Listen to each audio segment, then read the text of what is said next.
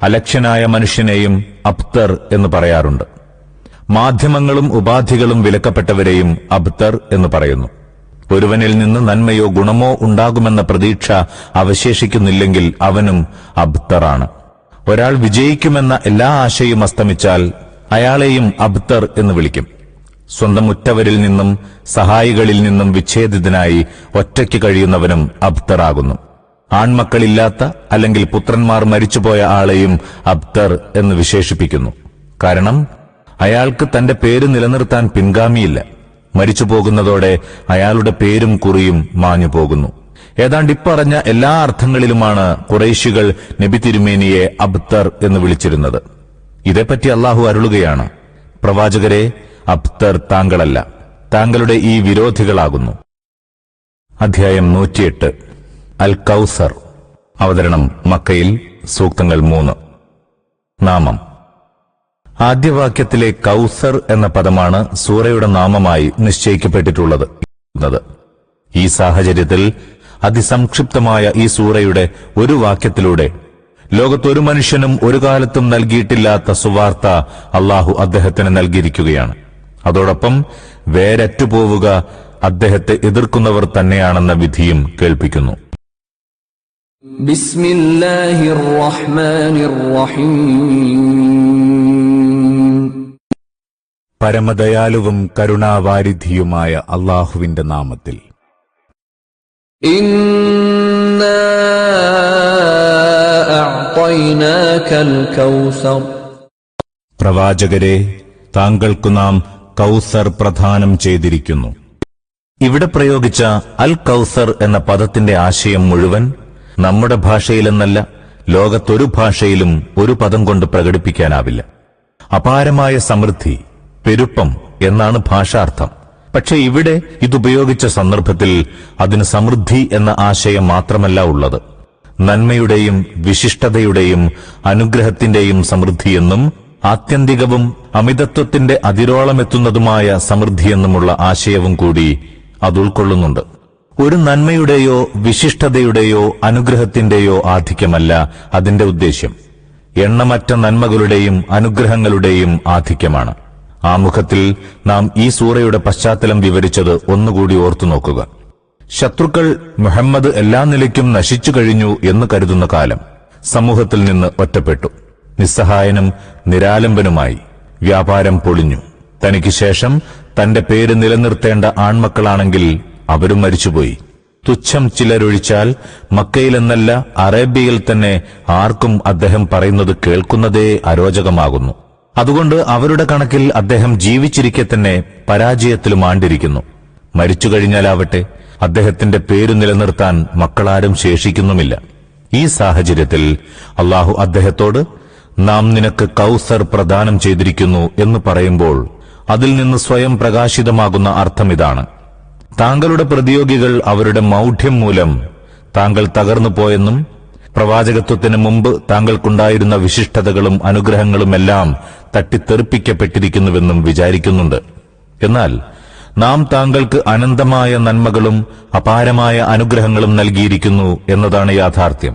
തിരുമേനിക്ക് ലഭിച്ച അതുല്യവും അത്യുത്കൃഷ്ടവുമായ സ്വഭാവ ഗുണങ്ങൾ അക്കൂട്ടത്തിൽപ്പെട്ടതാണ്. തിരുമേനിയുടെ പ്രവാചകത്വം, ഖുർആൻ, ജ്ഞാനവിജ്ഞാനങ്ങൾ എന്നീ മഹാനുഗ്രഹങ്ങളും കൗസറിന്റെ ഭാഗം തന്നെ. തൗഹീദും അതിൽപ്പെടുന്നു. സാധാരണ ബുദ്ധിക്കും ഗ്രാഹ്യതയ്ക്കും മനുഷ്യപ്രകൃതിക്കും യോജിച്ചതും ലോകം മുഴുവൻ എന്നും പ്രചരിച്ചുകൊണ്ടിരിക്കാൻ പര്യാപ്തവും സമഗ്രവും സമ്പൂർണവുമായ തത്വങ്ങളിൽ അധിഷ്ഠിതവുമായ ഒരു ജീവിത വ്യവസ്ഥയെ അരുളിയെന്നതും ഈ അപരിമേയ ദാനങ്ങളുടെ ഗണത്തിൽപ്പെടുന്നതാണ്. കീർത്തി പരക്കുക എന്ന അനുഗ്രഹത്തെയും അത് ഉൾക്കൊള്ളുന്നു. അതുമൂലം 15 നൂറ്റാണ്ടുകളായി ലോകത്തിന്റെ ഏതു മുക്കിലും മൂലയിലും പ്രവാചകനാമം നിരന്തരം ഉയർന്നുകൊണ്ടിരിക്കുന്നു. ലോകാവസാനം വരെ അത് ഉയർന്നുകൊണ്ടേയിരിക്കുകയും ചെയ്യും. അദ്ദേഹത്തിന്റെ പ്രബോധനത്തിലൂടെ എക്കാലത്തും സത്യദീനിന്റെ വക്താക്കളായി നിലകൊണ്ട ഒരാഗോള സമൂഹം നിലവിൽ വന്നു എന്ന അനുഗ്രഹവും അക്കൂട്ടത്തിൽപ്പെടുന്നു.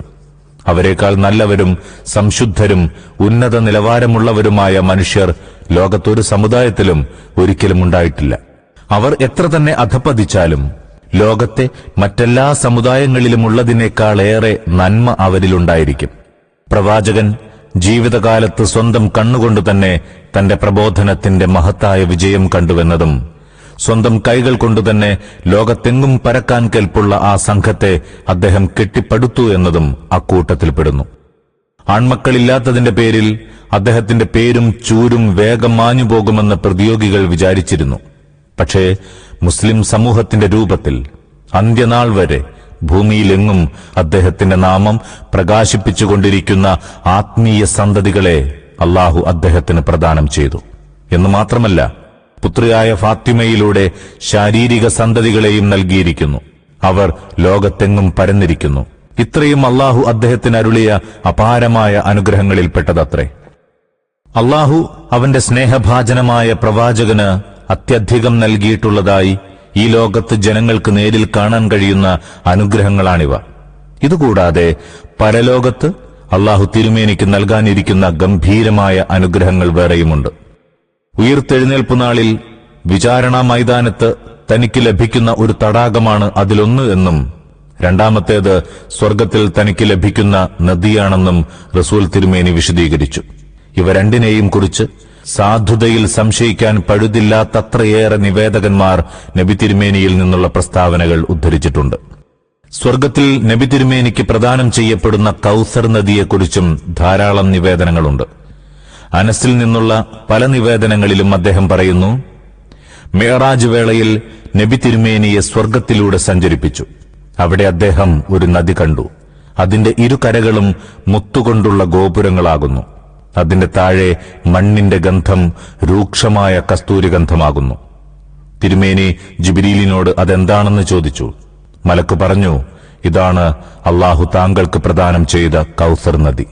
മുസ്നദ് അഹ്മദ്, ബുഖാരി, മുസ്ലിം, അബൂദാവൂദ്, തിർമിദി, അബൂദാവൂദ് ത്വയാലിസി, ഇബ്നു ജരീർ തുടങ്ങിയവർ ഈ ഹദീസ് നിവേദനം ചെയ്തിരിക്കുന്നു. മുസ്നദ് അഹ്മദും തിർമിദിയും ഇബ്നു ജരീറും അനസിൽ നിന്നു തന്നെ ഉദ്ധരിക്കുന്ന ഒരു നിവേദനത്തിൽ ഇങ്ങനെ കാണാം. ഒരാൾ തിരുമേനിയോട് ചോദിച്ചു, കൗസർ എന്നാൽ എന്താണ്? തിരുമേനി പറഞ്ഞു, അത് അല്ലാഹു സ്വർഗത്തിൽ എനിക്ക് പ്രദാനം ചെയ്യുന്ന നദിയാകുന്നു. അതിന്റെ മണ്ണ് കസ്തൂരിയാണ്. അതിലെ വെള്ളം പാലിനേക്കാൾ വെളുത്തതും തേനിനേക്കാൾ മധുരമുള്ളതുമാകുന്നു. മുസ്നദ് അഹ്മദിലെ ഒരു നിവേദനം എങ്ങനെയാണ്? കൗസറിന്റെ ഗുണഗണങ്ങൾ വർണ്ണിച്ചുകൊണ്ട് തിരുമേനി പ്രസ്താവിച്ചു, അതിന്റെ അടിയിൽ കല്ലിനു പകരം രത്നങ്ങളാകുന്നു. മറ്റൊരു ഹദീസിൽ ഈ തടാകത്തിന്റെ സ്വഭാവം നബി തിരുമേനി ഇപ്രകാരം വർണ്ണിച്ചിരിക്കുന്നു. അതിലെ വെള്ളം പാലിനേക്കാൾ ഏറെ ധവളമായിരിക്കും, മഞ്ഞിനേക്കാൾ ശീതളവും തേനിനേക്കാൾ മധുരിതവുമായിരിക്കും. അതിന് കസ്തൂരിയേക്കാൾ സുഗന്ധമുണ്ടായിരിക്കും. അതിനടുത്ത് മാനത്തെ നക്ഷത്രങ്ങളുടെ അത്രയും കൂജകൾ വെച്ചിരിക്കും. അതിൽ നിന്ന് ജലം പാനം ചെയ്യുന്നവന് പിന്നെ ദാഹിക്കുകയില്ല. അതിൽ ജലം നിഷേധിക്കപ്പെടുന്നവന് പിന്നെ ഒരിക്കലും ദാഹം ശമിക്കുകയുമില്ല.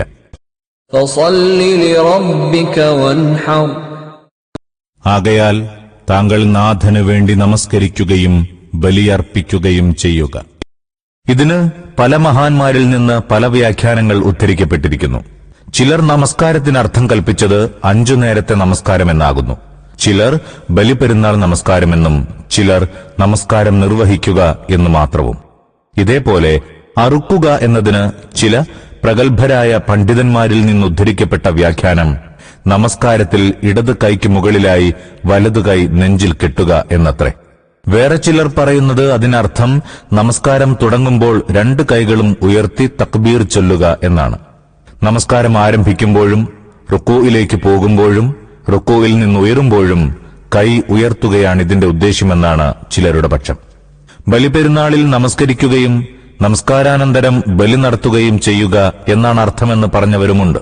പക്ഷേ ഈ കൽപ്പന നൽകപ്പെട്ട പശ്ചാത്തലങ്ങൾ പരിശോധിച്ചു നോക്കിയാൽ അതിന്റെ താൽപര്യം ഇപ്രകാരമാണെന്ന് വ്യക്തമാകും. പ്രവാചക, താങ്കളുടെ നാഥൻ താങ്കൾക്ക് ഇത്ര ഗംഭീരവും സമൃദ്ധവുമായ നന്മകൾ അരുളിയിട്ടുള്ളതിനാൽ താങ്കൾ അവനുവേണ്ടി നമസ്കരിക്കുകയും അവനുവേണ്ടി ബലി നടത്തുകയും ചെയ്യുക. ഖുറൈശി ബഹുദൈവ വിശ്വാസികൾ മാത്രമല്ല, അറേബ്യയിലെയും ലോകത്തിലെയും സകല ബഹുദൈവ വിശ്വാസികളും തങ്ങൾ സ്വയം നിർമ്മിച്ച ദൈവങ്ങളെ പൂജിക്കുകയും അവയുടെ സന്നിധാനങ്ങളിൽ ബലി നടത്തുകയും ചെയ്തുകൊണ്ടിരുന്ന ഒരു സാഹചര്യത്തിലാണ് ഈ കൽപ്പന നൽകപ്പെടുന്നത്. അതിനാൽ കൽപ്പനയുടെ താൽപര്യം ഇതാണ്: താങ്കൾ ബഹുദൈവാരാധകർക്ക് വിരുദ്ധമായി സ്വന്തം നിലപാടിൽ ഉറച്ചു നിലകൊള്ളുക. താങ്കളുടെ നമസ്കാരം അള്ളാഹുവിനു വേണ്ടിയായിരിക്കട്ടെ, താങ്കളുടെ ബലികളും അവനു വേണ്ടി മാത്രമായിരിക്കട്ടെ. ഈ ആശയം സൂറ അൽ അൻആം 162, 163 സൂക്തങ്ങളിൽ ഇങ്ങനെയാണ് അവതരിപ്പിച്ചിട്ടുള്ളത്: നീ പ്രഖ്യാപിക്കുക, എന്റെ നമസ്കാരവും ബലിയും എന്റെ ജീവിതവും മരണവുമെല്ലാം അള്ളാഹുവിനുള്ളതാകുന്നു, അവന് പങ്കാളികളാരുമില്ല. അതാണ് ഞാൻ ആജ്ഞാപിക്കപ്പെട്ടത്, ഞാൻ അവന് സമർപ്പിച്ചവരിൽ ഒന്നാമനാകുന്നു. ഇതേ വ്യാഖ്യാനം തന്നെയാണ് ഇബ്നു അബ്ബാസ്, അത്വാ, Mujahid, Ikrima, Hasan Basri, Qatada, Muhammad bin കഅബിൽ ഖുറലി, ലഹാഖ്, റബീഉ ബിൻ അനസ്, അതാഉൽ ഖുറാസാനി തുടങ്ങിയ നിരവധി പ്രമുഖ ഖുർആൻ വ്യാഖ്യാതാക്കൾ ഈ വാക്യത്തിന് നൽകിയത്. ഇന്ന ശാനിഅക ഹുവൽ അബ്തർ. താങ്കളുടെ ശത്രുവാരോ അവനാണ് കുറ്റിയറ്റവൻ. ഷാനി അക്ക എന്ന വാക്കാണ് ആയത്തിൽ ഉപയോഗിച്ചിരിക്കുന്നത്. ഒരാൾ മറ്റൊരാളോട് ദുഷ്ടമായി പെരുമാറാൻ കാരണമാകുന്ന വിദ്വേഷവും വൈരവും എന്ന അർത്ഥത്തിലുള്ള ഷനഅ എന്ന പദത്തിൽ നിന്നുള്ളതാണ് ഷാനി. ഖുർആൻ മറ്റൊരിടത്ത് ഒരു ജനത്തോടുള്ള വിരോധം നിങ്ങളെ അവരോട് അനീതി ചെയ്യാൻ പ്രേരിപ്പിച്ചുകൂടാ എന്ന് പ്രസ്താവിച്ചതായി കാണാം. അതിനാൽ ഷാനി അക്ക എന്നതിന്റെ വിവക്ഷ തിരുമേനിയോടുള്ള വിദ്വേഷത്താലും വിരോധത്താലും അന്ധരായി അദ്ദേഹത്തെ നിന്ദിച്ചും അപമാനിച്ചും ദ്രോഹിച്ചും ശകാരിച്ചും അദ്ദേഹത്തെക്കുറിച്ച് ഏഷണികൾ പ്രചരിപ്പിച്ചും പകപോക്കുന്ന എല്ലാ ആളുകളുമാകുന്നു. അവൻ തന്നെയാണ് വേരറ്റവൻ എന്നാണ് ആയത്തിൽ പറയുന്നത്. അതായത് അവൻ താങ്കളെ കുറ്റിയറ്റവൻ എന്ന് പറയുന്നു. പക്ഷേ യഥാർത്ഥത്തിൽ വേരറ്റു പോകുന്നത് അവനാണ്. അലക്ഷ്യനായ മനുഷ്യനെയും അബ്തർ എന്ന് പറയാറുണ്ട്. മാധ്യമങ്ങളും ഉപാധികളും വിലക്കപ്പെട്ടവരെയും അബ്തർ എന്ന് പറയുന്നു. ഒരുവനിൽ നിന്ന് നന്മയോ ഗുണമോ ഉണ്ടാകുമെന്ന പ്രതീക്ഷ അവശേഷിക്കുന്നില്ലെങ്കിൽ അവനും അബ്തറാണ്. ഒരാൾ വിജയിക്കുമെന്ന എല്ലാ ആശയും അസ്തമിച്ചാൽ അയാളെയും അബ്തർ എന്ന് വിളിക്കും. സ്വന്തം ഉറ്റവരിൽ നിന്നും സഹായികളിൽ നിന്നും വിച്ഛേദിതനായി ഒറ്റയ്ക്ക് കഴിയുന്നവനും അബ്തറാകുന്നു. ആൺമക്കളില്ലാത്ത അല്ലെങ്കിൽ പുത്രന്മാർ മരിച്ചുപോയ ആളെയും അബ്തർ എന്ന് വിശേഷിപ്പിക്കുന്നു. കാരണം അയാൾക്ക് തന്റെ പേര് നിലനിർത്താൻ പിൻഗാമിയില്ല. മരിച്ചു പോകുന്നതോടെ അയാളുടെ പേരും കുറിയും മാഞ്ഞു പോകുന്നു.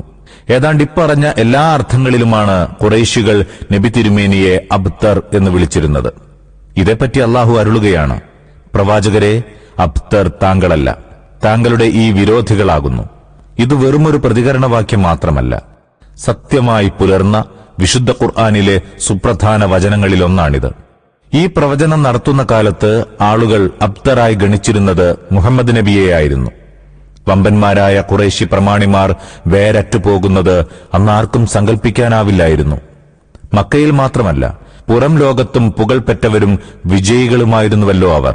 സമ്പത്ത്, സന്തതികൾ, സ്ഥാനമാനങ്ങൾ തുടങ്ങിയ സൗഭാഗ്യങ്ങളെല്ലാം ഒത്തിണങ്ങിയവർ. നാട്ടിൽ പലയിടത്തും സ്വന്തക്കാരും സഹായികളുമുള്ളവർ. വ്യാപാര പ്രമുഖരെന്ന നിലയിലും ഹജ്ജിന്റെ നിയന്താക്കളെന്ന നിലയിലും എല്ലാ അറേബ്യൻ ഗോത്രങ്ങളുമായും അവർക്ക് വിപുലമായ ബന്ധങ്ങളുണ്ടായിരുന്നു. പക്ഷേ ഏതാനും വർഷങ്ങൾ പിന്നിട്ടപ്പോഴേക്കും സ്ഥിതിഗതികളാകെ മാറിമറിഞ്ഞു.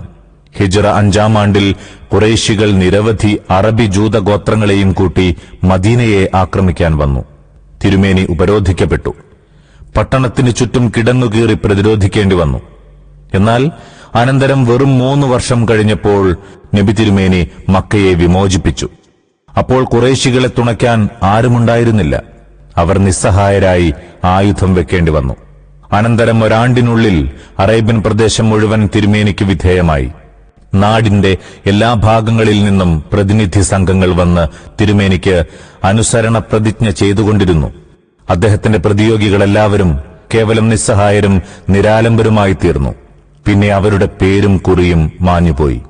നേരെ മറിച്ച് മുഹമ്മദ് നബിയുടെയും കുടുംബത്തിന്റെയും കാര്യമോ, ഇന്ന് ലോകം മുഴുവൻ അവർക്കു വേണ്ടി പ്രാർത്ഥിച്ചുകൊണ്ടിരിക്കുകയാണ്. മുസ്ലിം ജനകോടികൾ തിരുമേനിയുമായുള്ള ബന്ധത്തിന്റെ പേരിൽ അഭിമാനം കൊള്ളുന്നു.